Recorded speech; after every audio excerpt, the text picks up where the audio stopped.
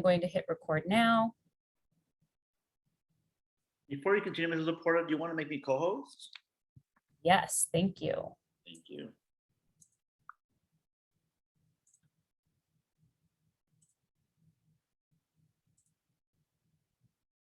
Perfect. Thank you for that. Okay, so we are recording, and thank you so much for being here this evening. As I mentioned, we're going to review some of the information about our new Downey Unified Virtual Academy for the 22-23 school year. So as I mentioned, my name is Carlin Laporta. I'm the principal of our virtual academy. And the purpose of tonight's meeting is just to review some of the frequently asked questions that we've been receiving from families.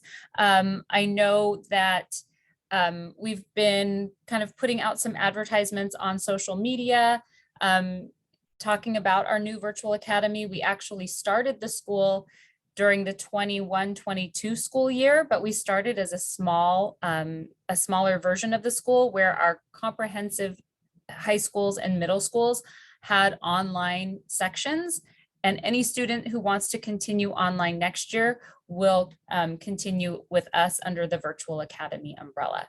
So as I mentioned, that there will be a question and answer session at the end in case we don't hit everything in the presentation. So just to get started, we are expanding from our current year, which was a 7 through 10. We serviced students in grades 7 through 10 for the 21-22 school year. And next school year, we are expanding to K through 12. So we're taking the students who were in our online elementary and we're bringing them into our virtual academy as well. And we are adding 11th and 12th grade for our high school students. So for next year, we have our virtual academy, which will be available for students in grades K through 12.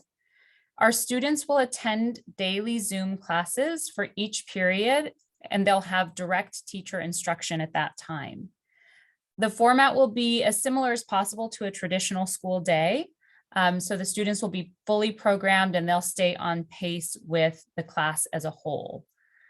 The expectation is that students will attend daily Zoom classes for each period, that they'll have their cameras on because we've learned that it's much more engaging for the students and the teacher in the classroom and to kind of come together as a community in the classroom with those cameras on. And students are expected to participate in class discussions and daily activities just as they would in a traditional in-person classroom setting. So students will be taking their core courses and they'll have the choice of select electives. And we'll be reviewing what some of those electives are in a little bit.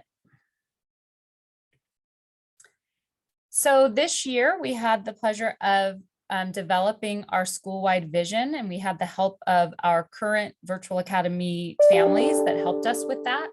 And so we came up with our virtual academy vision statement, which is, it is the vision of our Downey Unified Virtual Academy to create an individualized, whole student-centered approach to learning, where our students build their independence, confidence, and communication skills to prepare them for the future of college and careers in an ever-changing global society.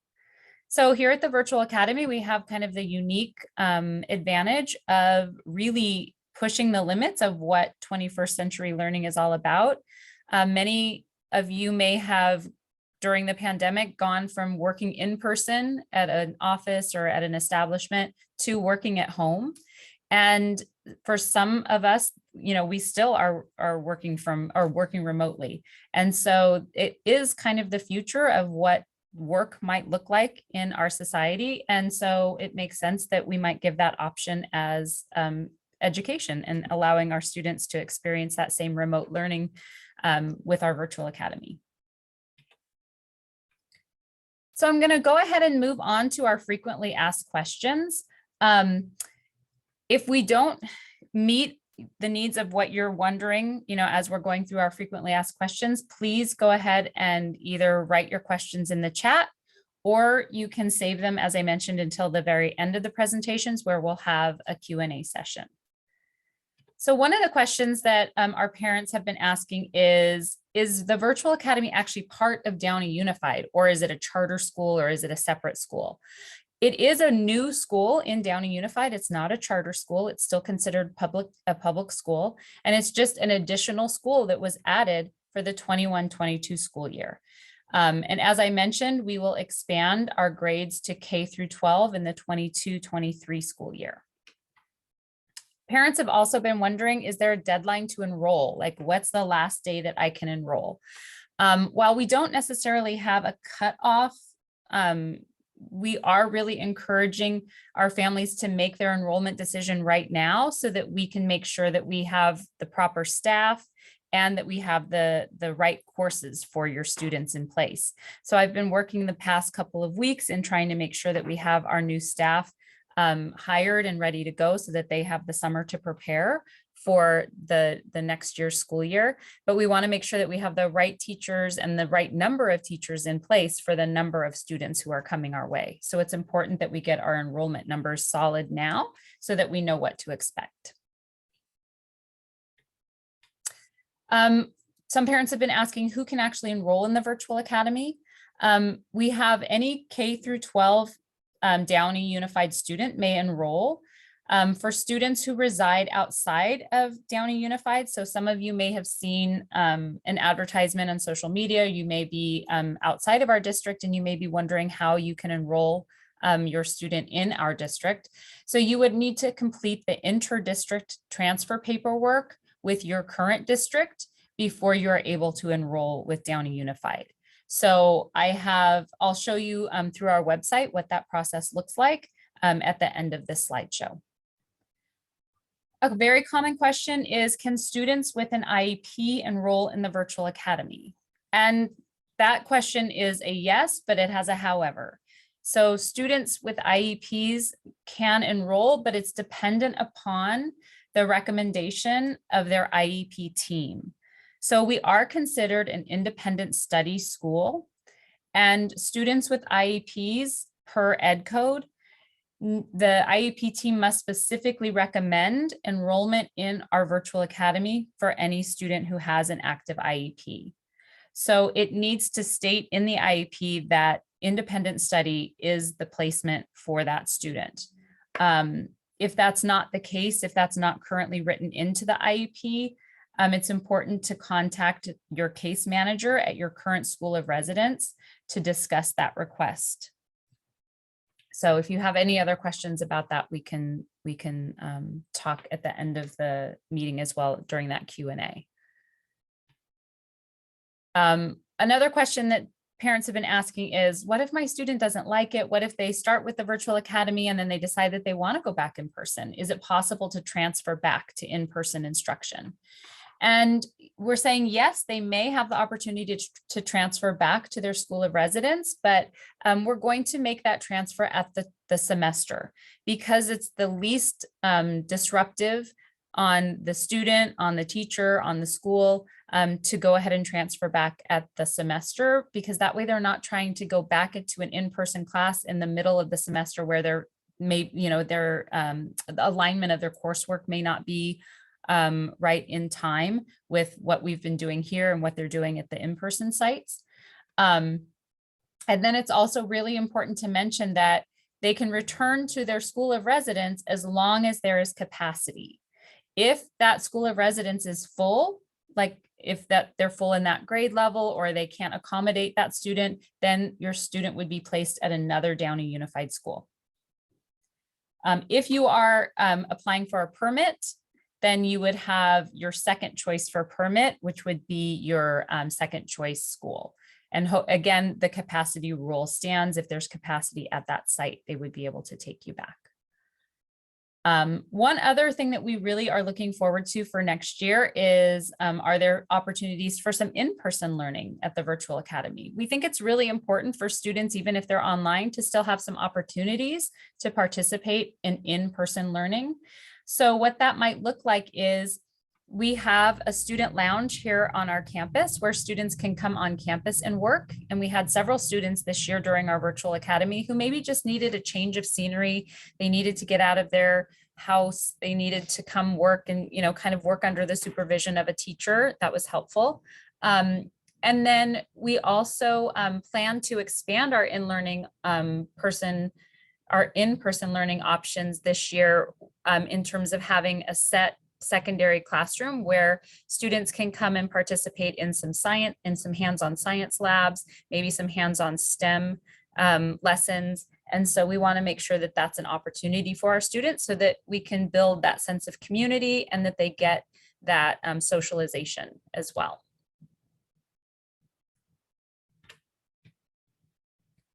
So I'm going to look at the chat really quick.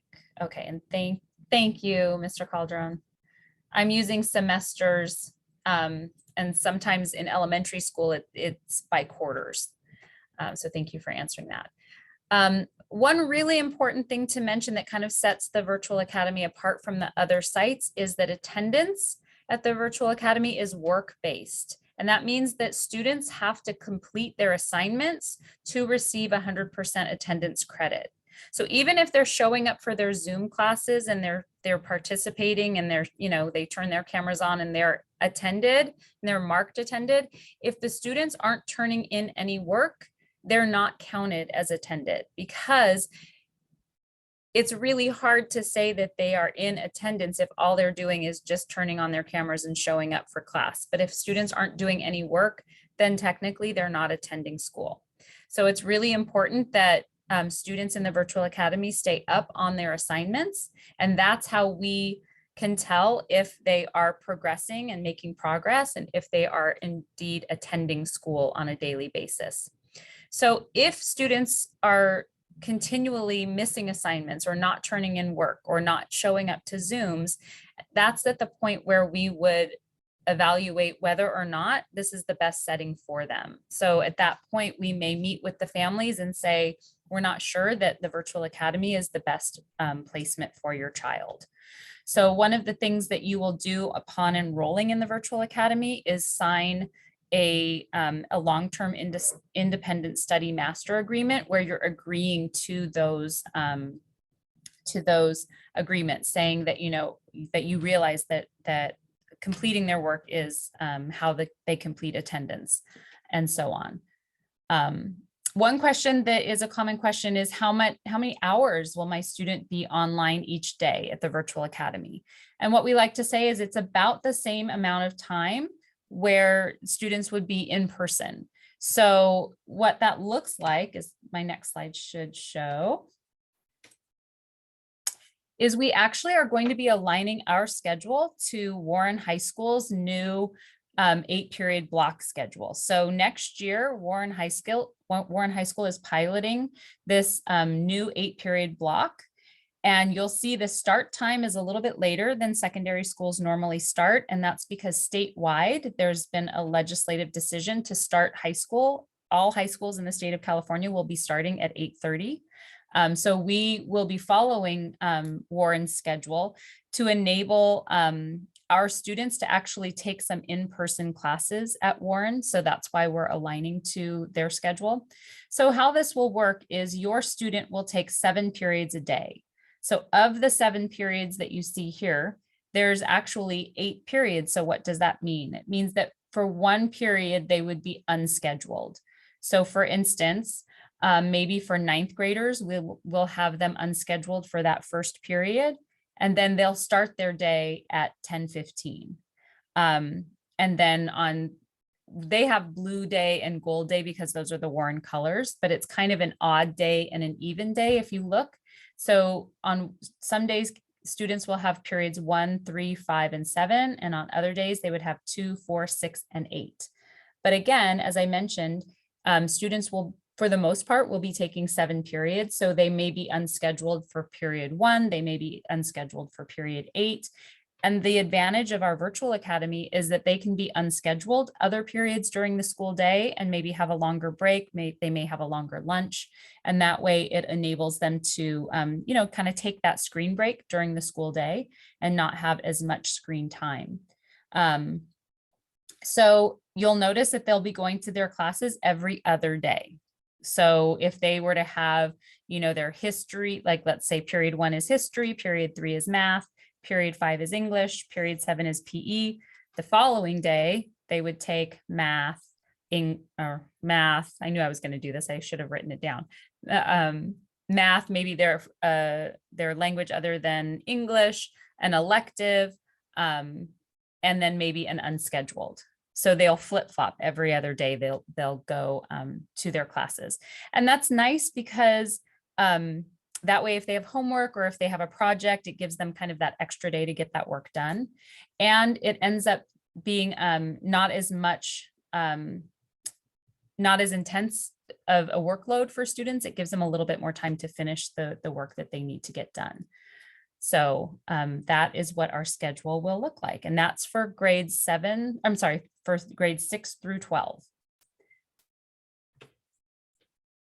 All right. Oops. One other question that parents have asked is kind of what is the role of parents in the virtual academy? So we know, especially from our last year, that our parents truly are partners in the virtual academy. Especially since we're going to be moving to elementary, our parents of elementary age students need to be really hands-on and involved in guiding students and assisting with projects and schoolwork. And we know students in the older grades, although they may be a little bit more independent, parents are really still needed to help monitor their daily progress, make sure that they're attending their courses regularly, make sure that they're turning in all of their assignments and that they're, showing up for class ready every day, ready for learning and with their cameras on. So we really appreciate, it's a different dynamic because we're actually kind of coming into your home. And so parents really are a true partner in this work. And we look forward to working together to make sure that we have the best educational setting for your child. In terms of virtual academy providing the technology, yes, students will all receive a school issued device for their use at home. For our students in grades 6, 7, and 8, they will be using an iPad. And for our students in high school, 9 through 12, they will be using a Chromebook. If your students are already in Downey Unified and they already have a school issued device, they can go ahead and hold on to that and use that for the virtual academy for next year. Another common question is what courses are offered. We will have all of the core courses that your student needs. For example, we'll have, their English, their math, their social studies, their PE, their science. And then on top of that, we will have a select group of elective offerings. And the next slide, I'll show you what some of those might look like. If there's a course that your child requested and we don't have that, the issue is, we're still a growing school. And so there's some limitations in all of the courses that we can offer. So there is the opportunity for our students to take 1 to 2 in-person classes at Warren High School.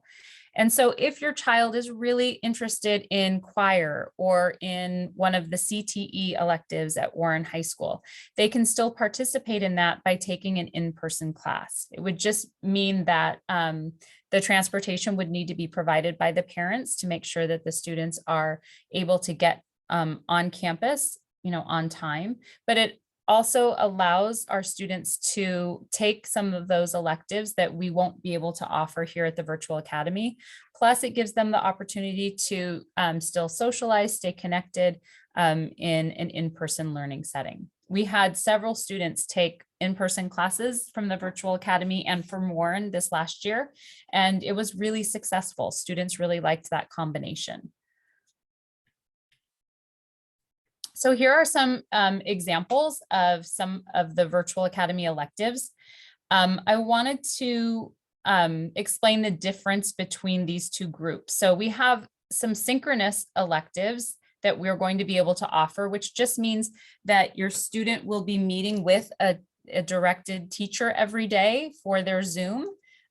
So for those direct teacher instruction electives, we have art. We're hoping to be able to offer yearbook, maybe creative writing. I'm hoping to offer an introduction to coding, a Spanish course, and then we also will have some academic support or study skills courses for students who have fallen behind and who need additional support to get caught up. So those are our goals to have in terms of that synchronous direct teacher instruction. If your child is not interested in any of those and maybe is a really self-directed independent learner, we might have an opportunity for them to take something more independently. So we use an Apex curriculum or Edmentum curriculum, which is an online curriculum where students would kind of go through the coursework on their own with a teacher who kind of supervises them through that independent work. So when it says independent study, those are some of the electives that we might be able to offer with that asynchronous, where they're just working independently on those electives. So we have a college and career readiness, maybe a middle school game design course. There's a new course on exploring informational technology, which we might be able to offer. So again, we're still in the process of determining which courses we'll be able to offer, because we're still in the process of hiring those teachers. So it's important to mention these aren't set in stone, but they are an example of what we're hoping to be able to offer depending on the staffing that we're getting. So, I need to make sure I can hire someone who can teach the introduction to coding class and so on. That's the goal. For our Virtual Academy high school electives, similarly, we will have those synchronous courses, Art 1 and 2, we'll have Spanish levels 1 through 3. And then, as I mentioned before, there will be some various in-person electives at Warren High School that will be available. And then for our asynchronous offerings, that independent study Apex courses for our high school students, we again have that college and career readiness. That's a non-A through G course, meaning that doesn't meet the needs of their A through G requirements, but it does fulfill an elective. And then we also would have music appreciation, art appreciation, creative writing, psychology, sociology, and health. And those are all Apex independent study courses, but all of the rest of those, the students would be getting A through G credit for.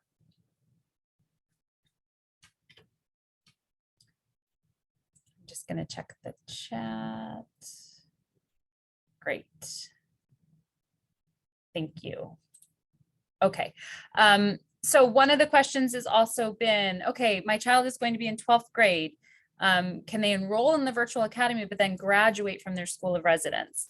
And unfortunately, no. If a student is enrolled in the virtual academy, that means that they're unenrolled from their school of residence and they're enrolled with us. So we will have our own graduation and promotion ceremonies next year. So your student would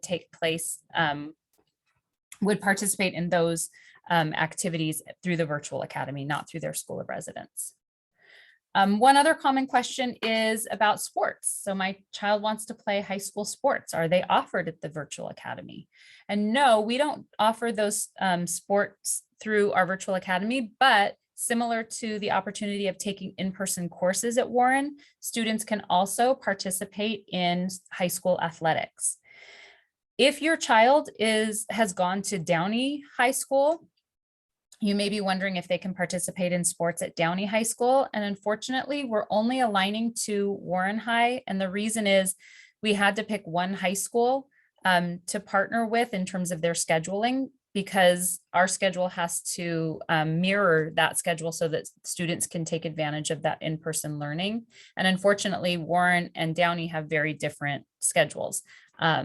So we chose the 8-period block because we think that gives our students the most opportunities with electives, with, kind of having their classes every other day to help with their workload. So we thought that that was important.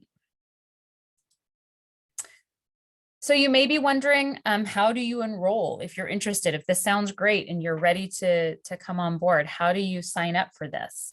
So we have a website, and it's maybe most of you, I think, registered for this meeting through that website. And so I'm going to go ahead and click on that just to take you through that process to show you what the next step would be if you're deciding that, yes, you would like to pursue enrollment. So you would click on our website.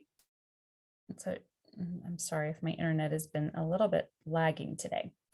So here's our homepage, and up at the top for programs, since this meeting we're talking about secondary, you would click on the secondary program.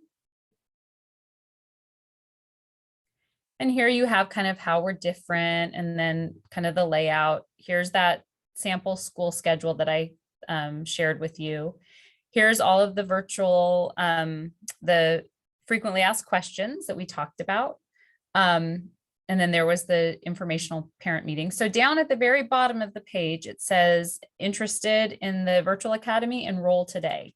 So if you click on that enroll today, it takes you to a page where it kind of tells you step by step what the process is.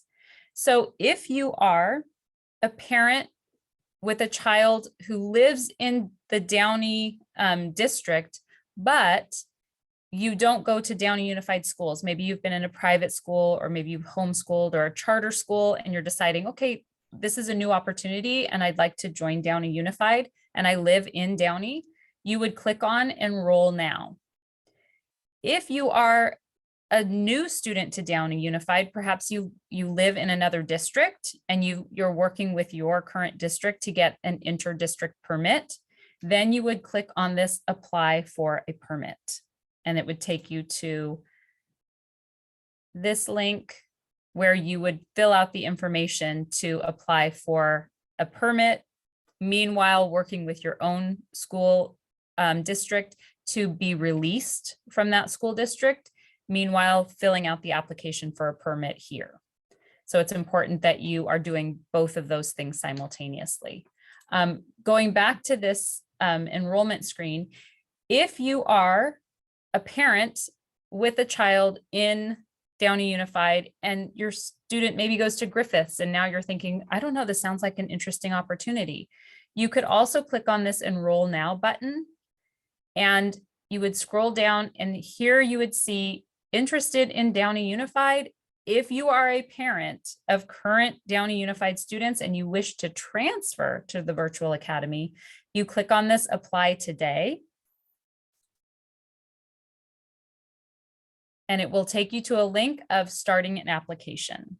So that's how you would do that if you were a student who's already inside the district and you want to apply.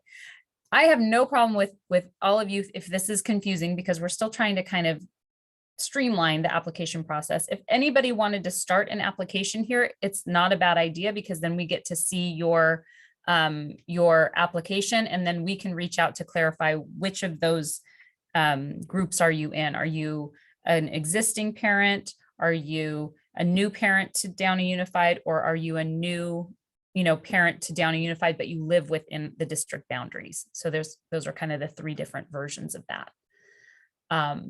So going back to our presentation.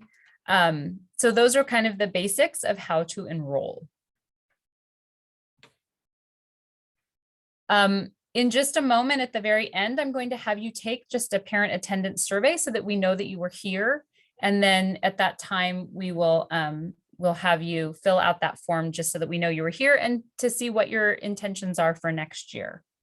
But before we do that, I just wanted to open it up to you to have questions. If you have questions that we didn't answer, or maybe I hit upon something, but I didn't fully answer your question, I'm going to go ahead and take those questions now.